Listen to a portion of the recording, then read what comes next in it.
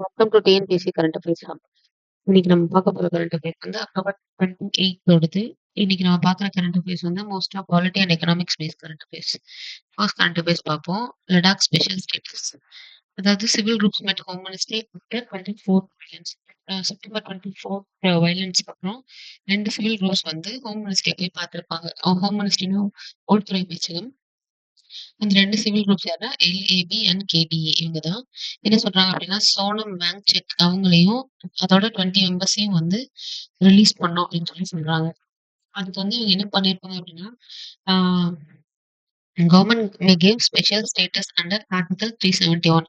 அதாவது பாத்தீங்க அப்படின்னா, அந்த ஆர்டிகல் 371 படி இந்த இந்த குரூப் ஆஃப் மெம்பர்ஸ் இருக்காங்கல்ல, இவங்களுக்கு வந்து ஸ்பெஷல் ஸ்டேட்டஸ் ப்ரொவைட் பண்ணலாம் அப்படிங்கிற மாதிரி சொல்றாங்க.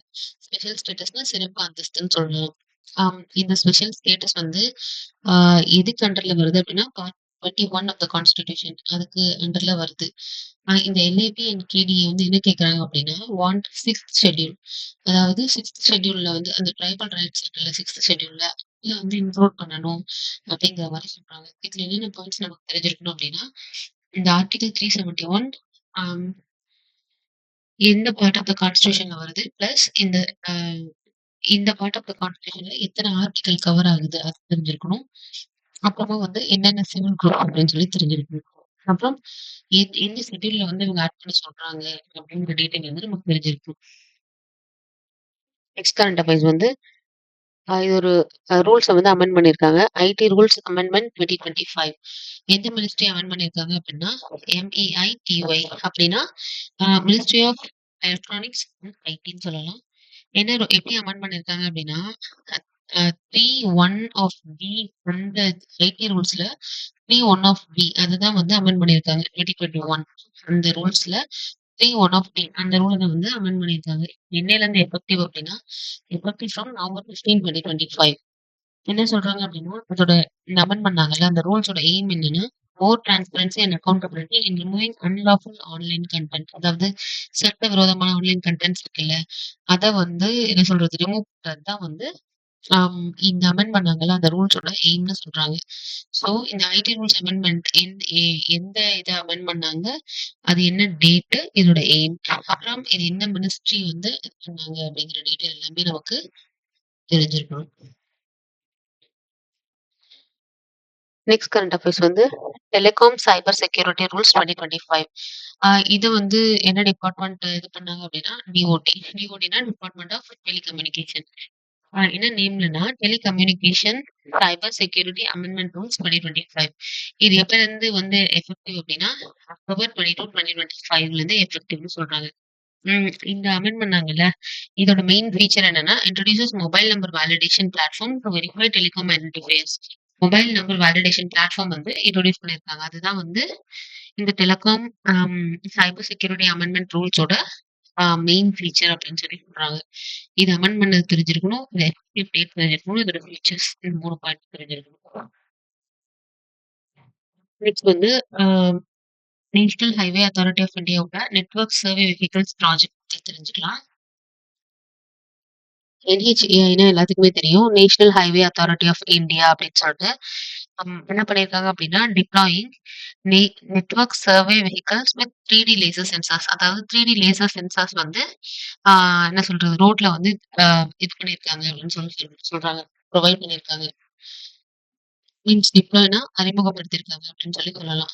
ஃபார் நெட்வொர்க் சர்வே வெஹிக்கிள்ஸ்க்கு இந்த சென்சார்ஸ் என்ன பண்ணும் அப்படின்னா, detect potholes, cracks and road defects automatically, அதாவது இந்த ரோட்ல வந்து கிராக்ஸ், அப்புறம் வந்து ரோட்ல டிஃபெக்ட், ஹோல்ஸ் இந்த மாதிரிலாம் இருந்தா அது வந்து லேசர் சென்சார் வந்து ஈஸியா டிடெக்ட் பண்ணிடும் அப்படின்னு சொல்றாங்க. இந்த ப்ராஜெக்ட் வந்து பாத்தீங்கன்னா எத்தனை கிலோமீட்டர் கவர் பண்ணியிருக்காங்க ஹைவேஸ்லனா, அப்ராக்சிமேட்டா 20,000 கிலோமீட்டர்ஸ் இன் 23 ஸ்டேட்ஸ் வந்து கவர் பண்ணியிருக்காங்க. இதுல இதெல்லாம் தெரிஞ்சிருக்கணும் அப்படின்னா, இந்த ப்ராஜெக்ட் இம்ப்ளிமெண்ட் பண்ணது யாரு, ப்ராஜெக்டோட பேரு, அப்புறம் எத்தனை ஸ்டேட்ல இம்ப்ளிமெண்ட் பண்ணியிருக்காங்க, இந்த 3 பாயிண்ட்ஸும் நமக்கு தெரிஞ்சிருக்கணும். நெக்ஸ்ட் இது ரொம்ப இம்பார்ட்டன்டான கரண்ட் அஃபேர்ஸ். இது வந்து completely economics based current affairs. அதாவது என்ன சொல்றாங்க அப்படின்னா, கேரளா தான் வந்து எக்ஸ்ட்ரீம் பாவர்ட்டி ஃப்ரீ ஸ்டேட்ன்னு சொல்றாங்க. ரொம்ப ரொம்ப இம்பார்ட்டன்ட். கண்டிப்பா கேட்பாங்க. எந்த டேட்ல இருந்து சொல்றாங்க அப்படின்னா, நவம்பர் 1, 2025ல இருந்து Kerala declared free from extreme poverty. Extreme பாவர்ட்டில இருந்து கேரளாவ வந்து என்ன சொல்றது? ஃப்ரீ ஸ்டேட் அப்படின்னு சொல்றாங்க. எக்ஸ்ட்ரீம் பாவர்ட்டில இருந்து என்ன சொல்றது? முழுமையா வந்து வெளிய வந்துருச்சு கேரளா அப்படின்னு சொல்றாங்க. ப்ராஜெக்ட் பேர் என்ன அப்படின்னா, EPEP extreme poverty eradication project. மொத்தம் எவ்வளவு ஃபேமிலிஸ் ஹெல்ப் பண்ணியிருக்குன்னா, அரவுண்ட் 64,000 ஃபேமிலிஸ்ல மொத்தம் 1,00,000 பீப்பிள்ஸ் வந்து இதனால பயனடைஞ்சிருக்காங்க அப்படிங்கிற மாரி சொல்றாங்க. ரிப்போர்ட் குடுத்தது யாருன்னா, நித்தி ஆயோக். என்ன சொல்றாங்க அப்படின்னா, only 0.55% of people in extreme poverty which is lowest in India.